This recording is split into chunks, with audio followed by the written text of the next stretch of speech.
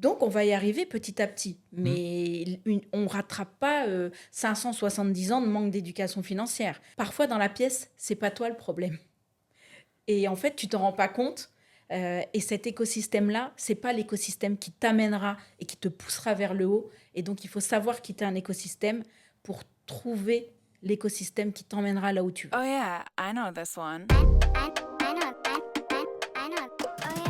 Nos micros sont bien, on est plutôt à l'aise, t'es sapé comme jamais, moi c'est pareil, on peut commencer ce On y podcast.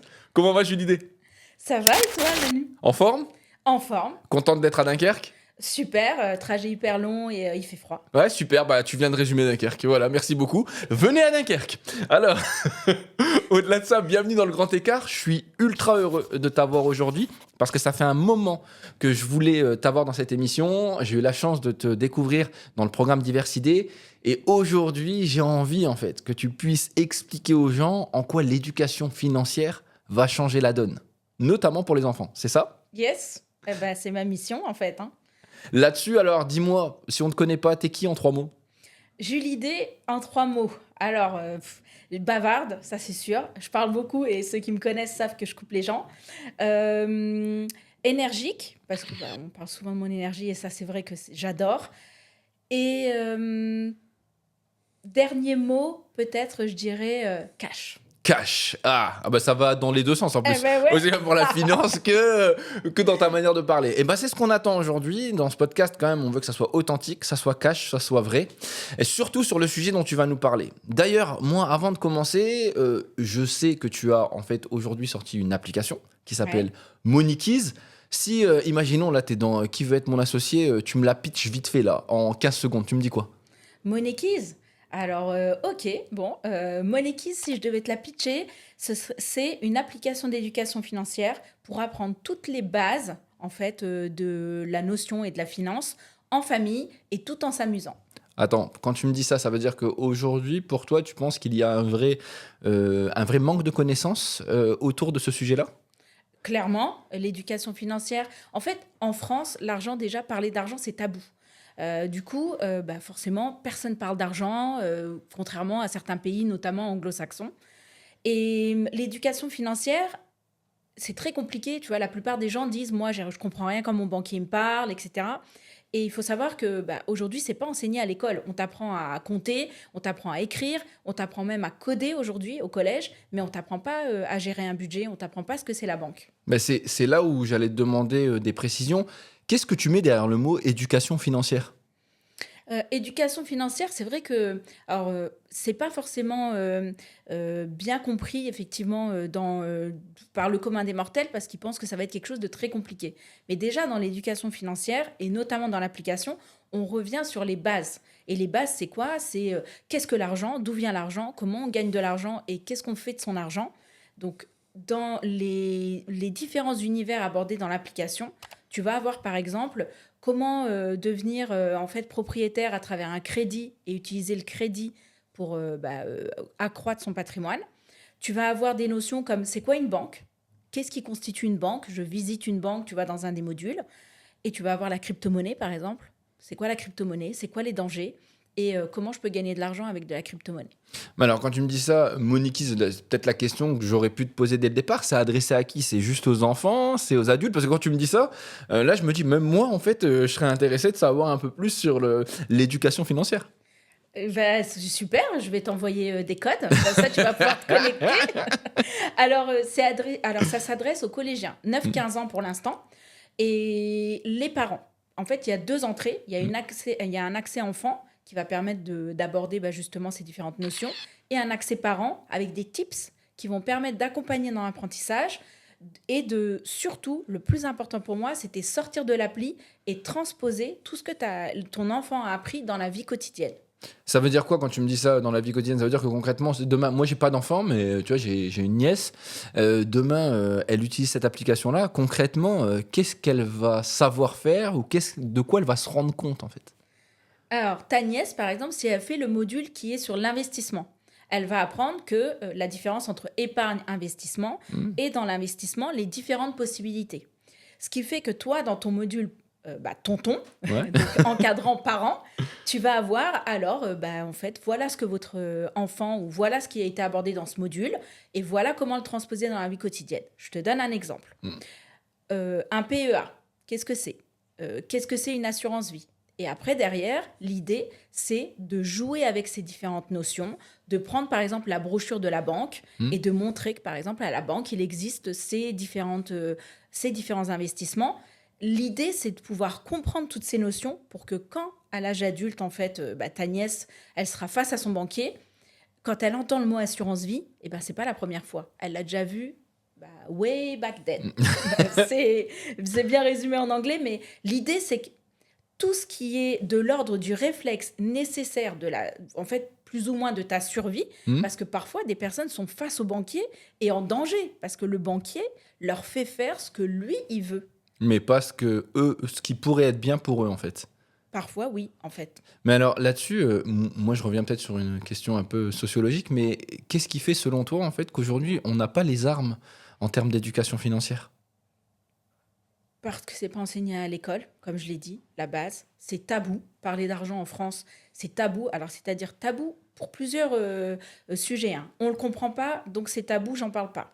Deuxièmement, avoir de l'argent, c'est mal vu en France, en fait. T'as de l'argent, c'est mal vu. T'as pas d'argent, c'est mal Mal vu. vu. En fait, tout ce qui est autour de l'argent, il y a un vrai complexe d'infériorité ou de supériorité.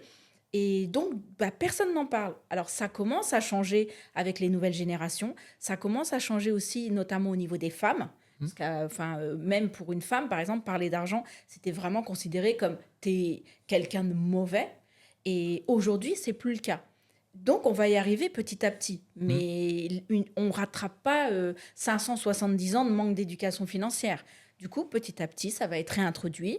Et si on arrive à l'intégrer à l'univers scolaire, là, tout le monde partira avec le même pied d'égalité, ne serait-ce qu'en termes de compréhension. Du Quand tu monde. as compris c'est quoi, ne serait-ce que la différence entre épargne et investissement, ça change tout. Ça change tout. C'est pas les mêmes temps d'investissement, c'est pas les mêmes horizons, c'est pas les mêmes objectifs. Mais en fait, encore une fois, hein, quand tu me parles là, tu me dis que c'est un 9-15 ans, mais moi j'ai l'impression même que moi, hein, en tant que personne, dans l'autre côté, dans mon espace tonton, je vais apprendre plein de choses, ou du moins je vais peut-être voir les produits bancaires complètement différemment. Maintenant, ça m'amène à une question. Comment ça se fait que tu aies décidé en fait de créer ça? D'où tu viens en fait enfin, je sais pas, tu vois, moi je sais que la finance, c'est vraiment pas ma tasse de thé. Le matin, je me lève pas en me disant tiens, je vais faire une application financière. Qu'est-ce qui t'a amené en fait à créer cette application? J'adore. Alors c'est bien parce que dans un autre podcast, on m'a dit mais t'es qui toi pour parler de ça? Ta question est hyper bienveillante, j'adore. Alors, moi, je viens de l'univers bancaire. Donc, j'ai commencé en fait mes études. Je ne vais pas te faire tout mon CV, mais j'ai commencé par le droit. Et après, je voulais donner une version opérationnelle à ce que j'avais appris en droit. Et il s'est avéré que la banque s'est retrouvée sur mon chemin. Et donc, du coup, après, j'ai fait un master en gestion de patrimoine qui m'a permis de comprendre justement comment investir son argent. J'ai travaillé en banque privée, j'ai adoré. Et in fine, après le Covid, en fait, j'ai eu un manque de sens. Et j'avais besoin, en fait, de retrouver des objectifs challengeants. Je suis quelqu'un qui aime bien les challenges. Et l'application, elle n'est pas venue comme ça. J'ai commencé dans l'entrepreneuriat par la gestion de patrimoine.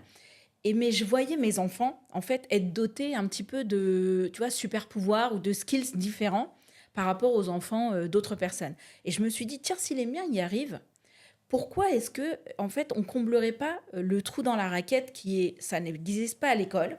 Les adultes n'y comprennent rien, les parents sont désemparés. Et donc, du coup, on va créer une génération biberonnée aux réseaux sociaux et aux infopreneurs et aux influenceurs, etc. J'ai dit, attends, on va créer une formation où on prend le contre-pied. Et puis, je suis toute seule. Donc, du coup, j'ai dit, mais je peux pas toucher tout le monde. Et c'est comme ça que l'application, en fait, l'idée de l'application est née. D'accord. Pour pouvoir apporter ces notions-là au plus grand nombre. Mais alors, t'es un peu, quand on y pense, en fait, dans la manière dont tu as amené l'application, parce que dans ce que tu me donnes, tu es un peu le Duolingo de la finance ou pas? Ah, j'adore, c'est exactement ça. Et d'ailleurs, je leur refais encore un clin d'œil. J'adorerais trop faire une vidéo avec Duo et où je lui apprends justement le budget. Alors, là-dessus, encore une fois, hein, je reviens. Aujourd'hui, moi, je te parle encore en termes de métriques sur ce projet-là. la finance, c'est pas le premier projet qui va peut-être intéresser les jeunes. Tu sais, c'est pas comme si tu étais sur un contenu tu sais, qui était vraiment attractif de base. Comment tu as réussi à donner envie au sein de cette application pour que ce qu'on pourrait voir comme un devoir devienne un plaisir? Alors moi, je suis pas d'accord avec toi, hein. Bon, bah d'accord, ok, c'est fini, allez, on arrête. Vas-y, dis-moi pourquoi. Je suis pas d'accord avec toi parce qu'en fait, aujourd'hui, les enfants, ils sont dans un univers hyper, justement, monétisé. À travers ce qui, bah, justement, je disais tout à l'heure, biberonné aux réseaux sociaux. On parle tout le temps d'argent sur les réseaux sociaux. Et deuxième, en fait, aspect où ils sont confrontés justement à cette monétisation, c'est les jeux. Hmm. Donc, on va pas tous les citer là, mais tout le monde les connaît. Et tu achètes un skin avec justement de l'argent, Fortnite. ouais, tu monnaies, etc. Donc, ils savent très bien gérer un budget, comment acheter, etc. Donc, pour moi, en tout cas, aujourd'hui, ils sont dans cet univers-là. C'est pour ça qu'il est urgent de les préparer encore plus. Maintenant, comment on rend ça intéressant? Parce que on est entre deux, on est à la frontière de deux mondes. Hmm. Aujourd'hui, ils sont hyper connectés. Moi, j'avais pas envie d'une application où justement, ils étaient retenus dans l'application, hypnotisés, drogués. Moi, ce que je voulais, c'était une application qui te donne l'information, tu sors de l'application et tu mets en application. Tu vois, l'application. C'est la répétition qui marche. Ouh. C'est bon, ça marche, ça marche. Et du coup, comment on a rendu ça quand même possible? C'est en gamifiant. Donc, tu as effectivement des badges quand tu passes des niveaux, tu as des certificats, des diplômes, et tu as un mini-jeu par module qui permet justement aussi de quand même donner envie. Parce que sinon, effectivement, au bout d'un moment, que des leçons, c'est rébarbatif, hein.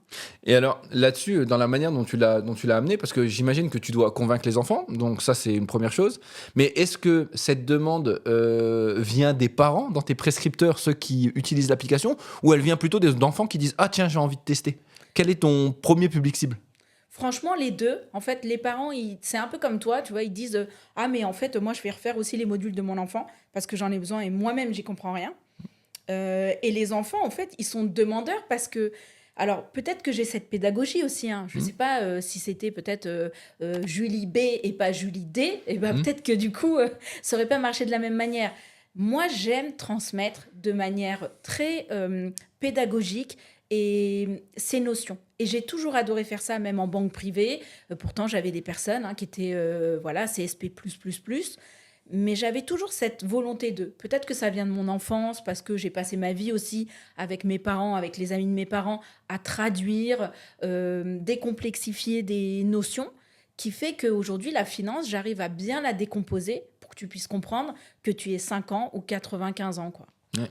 Est-ce que pour toi, question un peu plus philosophique, mais ça rentre dans la thématique de ce que tu as fait, est-ce que pour toi aujourd'hui, le secret de la communication vient du fait de vulgariser? Quand tu m'as parlé de finance, tu réussis à me rendre des choses complexes simples. Est-ce que c'est ça le secret ou l'une des clés de succès de ton application? Je pense que oui, puisque si, en fait, il y a beaucoup de choses qui sont compliquées, c'est vrai, mais on les rend aussi compliquées dans le domaine de la finance, comme si c'était pour garder un secret et conserver l'espèce d'entre-soi.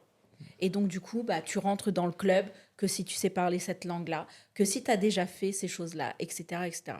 L'idée, si tu décomplexifies et que tu ouvres un peu la boîte de Pandore, et c'est facile de le faire. N'importe qui peut commencer à petits pas, à commencer à penser à sa retraite dès l'âge de 25 ans, même si ça paraît éloigné, mais avec des petites choses. Donc oui, le secret de l'application, il est dans cette pédagogie et dans ce côté simplifié. La deuxième chose, là tu parles de l'appli, désolé, je vais rentrer dedans parce que j'ai envie d'en savoir un peu plus. Alors, tu vas essayer de... Alors, je veux pas que tu nous la vendes, mais j'ai quand même besoin de savoir. Et puis les gens qui nous écoutent, ça sera la même chose. Concrètement, est-ce que tu peux m'expliquer un peu le parcours qui se passe et surtout, selon toi, les innovations que tu as à l'intérieur et qui font que demain, je vais être accro à Monikeys. Ok. Donc court, pour la faire très courte. Vas-y, défi, hein, tu sais. Hein. Tu veux me faire courir sur du court. L'application, en fait, son secret, c'est que en famille, vous réintroduisez le discours de l'argent autour de notions qui peuvent vous paraître compliquées, qui peuvent vous faire peur. L'idée, c'est une fois que vous êtes embarqué, en fait, c'est un voyage dans le monde de l'argent et Mhm. avec tous ses aspects.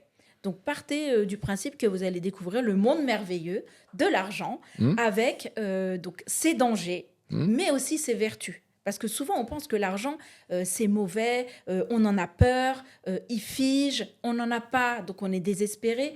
In fine, si vous arrivez à comprendre que l'argent n'est pas un objectif et une fin en soi, mais que c'est un outil qui vous permet justement d'aller à votre destination, ça change toute la donne. Parce on n'est plus drivé par l'argent, mais par contre, on va, dans ces cas-là, faire une espèce de piloter, en fait. C'est vous serez pilote versus c'est l'argent qui vous pilote. Ok, en Donc, fait, si je dois donner envie, c'est aujourd'hui, si vous voulez devenir le mettre à bord, hmm, ben, partez sur l'application. Même si effectivement, vous n'êtes pas un ado, hmm. les notions apprises, elles vont vraiment, en fait, c'est avec les codes des réseaux sociaux. Donc, du coup, c'est des vidéos qui sont courtes, Hmm. hyper engageantes et avec beaucoup d'exercices qui vous permettent de tout de suite mettre en pratique. Donc dedans, en fait, je deviens le pilote de ma finance avec des contenus ultra pratiques, donc des vidéos hyper courtes qui rentrent dans l'air du temps un peu à la TikTok, qui me donnent envie. Derrière ça, une vraie mise en application par des exercices concrets que je vais mettre en place dans ma vie de tous les jours, c'est ça? Voilà, tu l'as mieux dit que moi. Alors là-dessus, si je suis tonton encore une fois, qu'est-ce que je vais voir avec ma nièce? C'est quoi dis-moi dans le parcours par exemple, c'est quoi les grandes notions que je vais voir hyper rapidement pour me donner envie et puis essayer de convaincre ma nièce? Trop bien. Donc, tu commences par l'argent. C'est quoi l'argent? Hmm. Comment on gagne de l'argent? 2, tu vas aborder le budget, Hmm. hyper important parce qu'il faut comprendre en fait qu'il y a plusieurs compartiments. Le crédit, comment le crédit peut t'aider à accroître ton patrimoine. Les impôts, c'est quoi les Hmm. impôts? À quoi ça sert? Et pourquoi c'est important? Hmm. Tu vas avoir la crypto-monnaie et la Ok. consommation responsable. Superbe. C'est 10 modules environ. 10 modules. Ok, donc ça prend combien de temps à peu près à faire? Juste à avoir une idée de Alors, manière c'est globale? un module par semaine. Ok. Donc, tant que tu n'as pas fini ton... Enfin, pas un module, non, c'est une leçon par semaine. Il y a 3 leçons par module, Hmm. ce qui veut dire qu'un module se termine en 3 semaines. Ok. Et donc, chaque vidéo se débloque à partir du moment où tu as fini la première. Ok, super, hyper intéressant. Encore une fois, ça me donne envie. Est-ce que j'ai réussi à convaincre ma nièce? Je te dis ça après notre interview. Et je reviens vers toi cette fois-ci pour un thème un peu plus large. Tu sais, tu m'as parlé de communication, tu cibles une jeune génération. Aujourd'hui, qu'est-ce qui a changé dans la manière de communiquer avec les plus jeunes, avec les nouvelles générations selon toi? Moi, je trouve que... Alors, j'en ai à la maison en plus. Hein. Donc, Mmh. j'ai 12 ans mon fils et 14 ans ma fille. Il y a une dextérité dans le maniement de la langue Dextérité. française qui est incroyable. Alors moi, je les observe, j'écoute, j'observe, je suis spectatrice. J'ai à ce franc-parler, cette capacité aussi à aller droit au but dans la manière de s'exprimer, cette capacité de s'exprimer en étant clair avec ce qu'ils veulent. Mm. Je suis fascinée par ça. Et je pense qu'on se trompe en pensant que les réseaux sociaux les ont aliénés, etc. En fait, eux, ils sont nés avec ça, ils baignent dans cette sphère-là, et ils sont très, très... ils arrivent à bien manier tout Mm. ça. Ils pilotent, un peu comme la finance tout à l'heure, c'est ça? Moi, je trouve qu'en fait, ils s'en sortent bien. Maintenant, ce qu'il faut, c'est aussi leur donner assez d'outils pour qu'ils aient du recul par rapport à tout ce qui se dit. Parce qu'il y a à boire et à manger, malheureusement, sur TikTok. Ouais. Alors là-dessus, toujours en communication, tu sais, la finance, c'est quand même un secteur qui est plein d'a priori hein, par rapport à d'autres. Aujourd'hui, pour toi, entre la Julidé d'avant et la Julidé de maintenant, qu'est-ce qui a changé dans ta manière de communiquer? À quoi tu fais attention pour véritablement convaincre et aussi toucher les cœurs et les esprits des gens? Ah, j'ai des questions pièges, hein, des fois.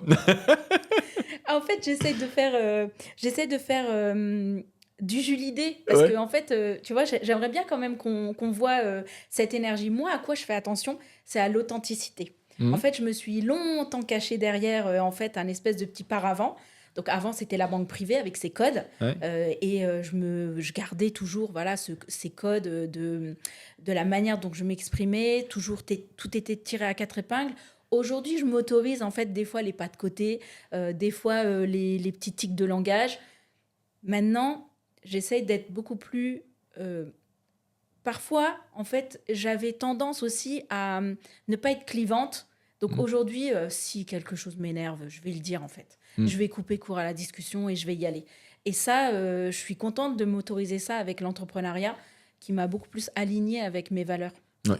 En fait, une forme d'authenticité qui te permet en fait d'être aligné avec tes valeurs et de pouvoir véritablement dire des propos que tu penses et ne pas faire ce que tu ne veux pas ou ne pas dire ce que tu n'as pas envie. C'est ça? C'est ça, je préférais me taire en fait que de dire ce que je pense. Alors toute vérité n'est pas bonne à dire, hein. Parfois il faut aussi savoir être silencieux dans la pièce, hein. Ça donne aussi de la force. Mais je trouve que quand la personne va trop loin, c'est bien aussi d'expliquer qu'il y a des limites en fait. Et ça, j'arrive mieux à le faire depuis quelque temps dans ma manière de m'adresser aux gens. Et dans l'authenticité, je trouve que les gens, en fait, t'attires aussi les gens qui te ressemblent. Et tu peux éloigner aussi les gens, justement, qui vont... Là-dessus, j'ai encore quelques questions à te poser. Je reviens encore sur cette approche que tu as, parce que en parlant d'un sujet complexe qui, à la base, n'est pas obligatoirement le sujet de tous, en réussissant à côté à vulgariser quelque chose qui est complexe et en divertissant sur un sujet qui, normalement, est un sujet de fond, tu as beaucoup de clés, en fait, qui sont intéressantes. Aujourd'hui, si tu devais parler à une entreprise et que tu devais lui donner des conseils pour essayer de mieux parler avec les nouvelles générations, tu leur dirais quoi? Déjà, je leur dirais d'écouter. C'est fort parce que pour Julie te dit faut écouter. Écoutez en fait. Écoutez, arrêtez de croire que tout est mauvais dans cette génération-là. Je parle de la Z, mais Alpha, la génération Alpha, elle est pire. Donc, écoutez un peu. Et moi, je trouve qu'il y a toujours à apprendre des gens. Et tout n'est pas noir ou blanc. On n'est pas obligé d'être dans le gris non plus, mais on a tous quelque chose à apporter à la table. Et je trouve qu'en stigmatisant, oui, ils pensent trop à leur bien-être, oui, mais une génération comme la mienne n'a pas pensé à son bien-être dans le cadre du travail. Cette génération-là, Z, elle y pense. Donc, comment est-ce qu'on peut allier productivité, parce qu'on y arrive toujours à ce fameux mot de productivité que je trouve hyper moche, mais comment on peut allier productivité et bien-être? Et eux, c'est ça qu'ils cherchent. Donc, du coup, apportons des choses que nous, notre génération, on était forte, effectivement, en productivité, en horaire hyper allongé. Et eux, ils sont forts en bien-être, auto-centrés, etc. Donc, écoutez-les. Premièrement, moi, je pense que ça, c'est important d'écouter et d'apprendre, deuxièmement, de cette génération-là. Et après... peut-être dépoussiérer aussi un peu les services RH, quoi. Mettez peut-être un référent jeune là-dedans qui va vous aider à comprendre que quand mon pote, nous on disait mon pote, t'as vu, eux ils disent frère, ouais, donc et que c'est pas c'est pas forcément mauvais non plus. Il y a tout un langage, des codes, une manière de faire qui est complètement différente.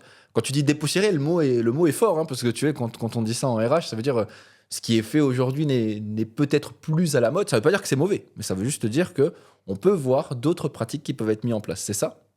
Clairement, parce que tu vois, si là on repassait à l'ère du Minitel, je pense que même les RH, ils auraient du mal. Donc, tu vois, à un moment, il faut vivre avec son temps. Il faut s'adapter, vivre avec son temps et arrêter de toujours diaboliser dès qu'il y a une nouveauté, en fait. Pour éviter de diaboliser, si je reprends ton premier conseil, il faut juste écouter. Merci, Julie. Alors, j'ai encore quelques questions. Je voudrais faire 2 phases. Une première, où on va revenir sur Monekis parce qu'il y a 2 ou 3 informations que je voudrais que les gens aient et que je veux te demander. Et ensuite, une dernière phase qui sera sur ton parcours d'entrepreneur. Celle sur Monekis, c'est une question toute simple que je t'ai pas posée tout à l'heure, mais qui est importante. On la trouve où? Ça coûte combien concrètement? Parce qu'on arrive quand même sur un côté cash, hein, donc il faut que tu m'en dises un peu plus. Dis-moi ça. Alors, on la trouve où? Sur tous les stores. Hein. Elle est disponible depuis le 30 juin. On a travaillé dur pour ça. Donc, que ce soit... on va pas... je sais pas si on peut citer des marques, mais en tout cas, c'est tous les stores. Donc, vous pouvez y aller, peu importe Apple si vous avez... Store, voilà. Android, c'est bon, il n'y a pas de souci. Exactement. Que tu aies un iPhone ou pas, tu la trouves. Deuxièmement, aujourd'hui, elle est payante. Et très vite, on va passer à une version freemium qui va permettre aussi au plus grand nombre. Ça, c'est ma vraie volonté. C'est-à-dire que ça soit accessible au plus grand nombre. Donc aujourd'hui, elle est payante. Bientôt, il va y avoir la version gratuite, je pense d'ici même pas 6 mois. Aujourd'hui, c'est 69 € par mois. D'accord. Les écouteurs, Les écouteurs. Les auditeurs. Oui, c'est pas mal. Bonjour, messieurs et mesdames, les écouteurs. Les auditeurs, en fait, peuvent m'envoyer un petit message, donc Ouais. directement, soit un DM, peu Ouais. importe, LinkedIn, n'importe où, sur le site ou sur Instagram, et je leur offre un mois d'essai à l'application avec plaisir. Oh là là là là Pour là là. tes écouteurs. Oh là là, pour mes écouteurs. Oh, c'est trop beau. Voilà, C'est écouteurs moins 10%. c'est ça. Alors, là-dessus, c'est quoi la suite de Monikiz?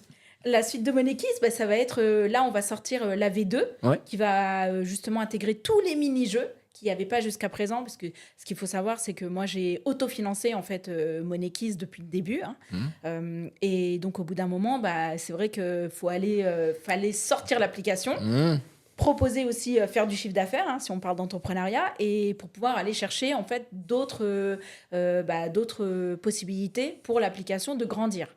Donc là, on va être sur la partie gamification qui sera normalement petit à petit intégrée. Et à partir de Noël, on aura quasiment tous les jeux disponibles dans l'application.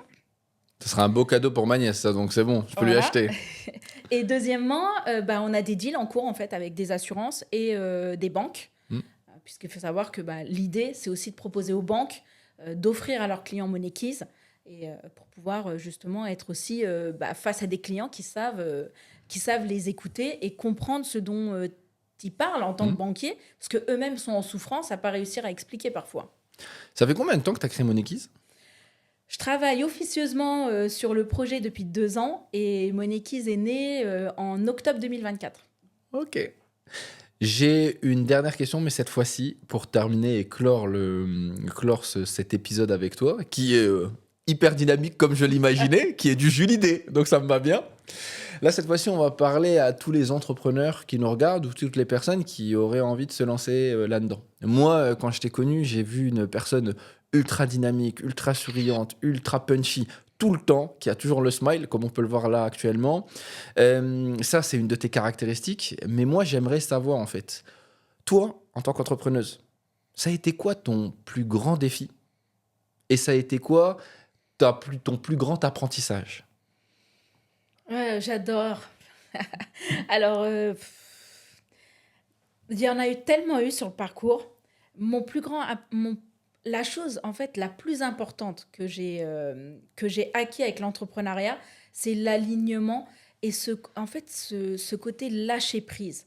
Être enfin moi-même, être enfin capable de dire non, ça m'énerve, je vais pas le faire. C'est moi qui prends la décision, j'ai pas à en référer à quelqu'un. Ça a été une vraie libération de plus avoir cette pression, en fait, parfois, de la bonne élève qui doit demander au N+1 l'autorisation, tu vois, de mettre un point à la fin de cette phrase-là, alors qu'il fallait mettre 2 points. Ça a été une vraie libération. Premièrement, tu vois, c'est de ce côté, être aligné avec moi et ce que je veux faire, ce que je veux pas faire. La prise de parole. Moi, j'adore parler. Je pense que les gens, ils ont vu, ils ont compris. Sauf que dans mes parcours, en fait, cette parole-là, j'étais dans l'hyper-contrôle.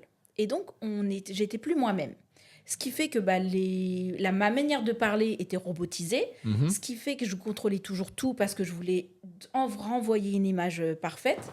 Et avec l'entrepreneuriat, j'ai compris que, en fait, moins tu étais parfait, mieux c'était. Puisque du coup, ça te rend authentique. Voilà ce que j'ai appris, en fait. À être authentique et aussi à ne pas cacher les échecs. Puisque, en fait, c'est tes échecs qui vont te permettre, en fait, d'arriver à autre chose, une autre destination, et qui, à chaque fois, en fait, devient encore plus parfaite. Même si la perfection n'est pas le Saint Graal. Mais en tout cas, tu vois, là, l'application, elle grandit tranquillement. Chaque étape permet, en fait, de rajouter une brique et de construire quelque chose d'encore plus beau et qui se termine jamais, en fait. Très bien. Si tu avais la chance de finir le podcast actuellement, qu'est-ce que tu souhaiterais dire aux gens qui nous écoutent? Alors, déjà, venez à Dunkerque. Hein. Je vais découvrir la ville cet après-midi. Donc, je pourrais en donner, voilà. En MP, je vous donnerai des petits tips sur la ville. Au-delà de ça, comment on pourrait terminer ce podcast? Tu as le droit de leur donner quelque chose. Alors, déjà, on a donné 1 mois offert à l'application, donc avec un grand plaisir. Maintenant, si je dois leur faire un cadeau, moi vraiment, je trouve que c'est important d'être soi-même, important d'être aligné avec ses valeurs et de pas se dénaturer juste parce que en fait ça va vous amener à un point, vous pensez que ça va vous emmener à un point qui est essentiel. Parfois, il y a des écosystèmes qu'il vaut mieux blacklister. Et à un moment, en fait, les Américains disent souvent, tu vois, ça va être mon cadeau. Typiquement, parfois dans la pièce, c'est pas toi le problème. Et en fait, tu t'en rends pas compte. Et cet écosystème-là, c'est pas l'écosystème qui t'amènera et qui te poussera vers le haut. Et donc, il faut savoir quitter un écosystème pour trouver l'écosystème qui t'emmènera là où tu veux. Bah, avec cette phrase-là, je pense qu'on ne peut pas mieux terminer. Julie D, merci énormément d'être venue. Merci d'être venue à Dunkerque. Merci pour cette présentation de Monikies. J'ai retenu le code, donc tous ceux qui veulent, ils peuvent envoyer en commentaire. Si on veut te joindre, on te joint par Instagram, j'imagine. Tout à fait. Instagram, LinkedIn aussi. Monikies, on vient te chercher sur ton prénom. Qu'est-ce que tu préfères? Les deux, peu importe. D'accord, je les mettrai juste en bas pour qu'ils puissent te prendre contact. Merci de nous avoir partagé ta vision en fait de l'éducation financière. Je vois encore une fois à quel point c'est important et je te remercie d'être aussi convaincu de ce que tu fais. C'est moi qui te remercie. On se voit dans un prochain épisode. Avec plaisir. Dès que t'es dans Forbes, d'accord? On y va, on enchaîne. Super. Oh, yeah, I know this one.